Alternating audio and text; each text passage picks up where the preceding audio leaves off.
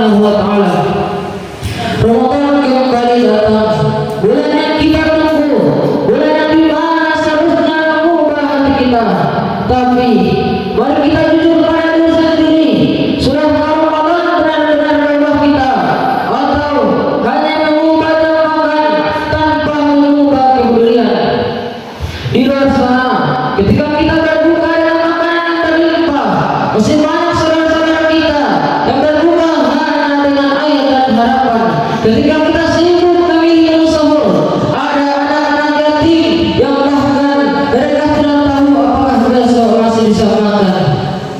Ini bukan cerita jauh, ini nyata, ini ada di sekitar kita hadirin. Rasulullah SAW bersabda bahwa beliau adalah orang yang paling dermawan dan lebih dermawan lagi ketika bulan suci Ramadan tiba. Lalu kita bertanya pada diri sendiri, di mana posisi kita hari ini? Apakah kita termasuk orang-orang yang mengikuti sunnah Rasulullah, atau justru termasuk orang-orang yang menutup mata dan hati kita? Hadirin yang dimuliakan oleh Allah Subhanahu wa taala.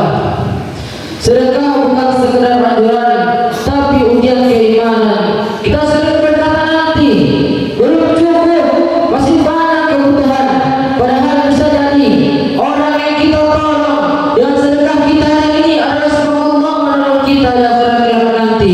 Sebagaimana Allah Subhanahu wa taala berfirman, "Wa ahsinu innallaha yuhibbul muhsinin." Berbuat baiklah, sesungguhnya Allah mencintai orang-orang yang berbuat baik. Allah Subhanahu wa taala dalam sekalian tidak meminta saudara kita. Allah cuma meminta kebenaran kita. Namun seringkali hati kita terlalu keras untuk memberi. Kita takut miskin, padahal ada yang bisa datang kapan saja, dan harta itu terkadang ikut masuk ke dalam lahan. Hadirin yang dimuliakan oleh Allah Subhanahu wa taala. Apa gunanya puasa jika kita menahan lapar, tapi kita tidak mampu untuk menahan cepat gigir? Apa gunanya tarawih jika kaki kita berdiri lama, tapi tangan enggan berbagi? Hadirin yang dimuliakan oleh Allah Subhanahu wa taala. Sedekah di bulan Ramadan bukan tentang jumlah, tapi tentang keberadaan hati. Seribu rupiah yang ikhlas bisa lebih bernilai daripada jutaan yang dipamerkan. Jangan tunggu kaya untuk bersedekah, karena bisa jadi kita tidak pernah merasa cukup sampai ajal menjemput kita. Hadirin yang dimuliakan oleh Allah Subhanahu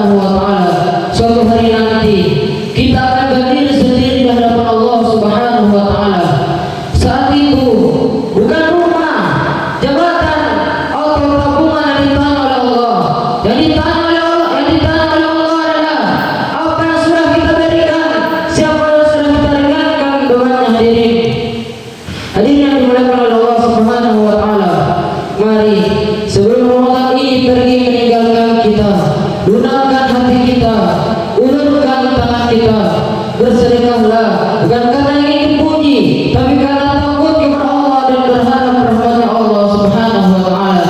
Semoga Allah melunakkan hati kita yang keras ini, mengampuni kekikiran kita dan menerima sedekah kecil yang kita berikan. Amin amin ya rabbal alamin. Sekian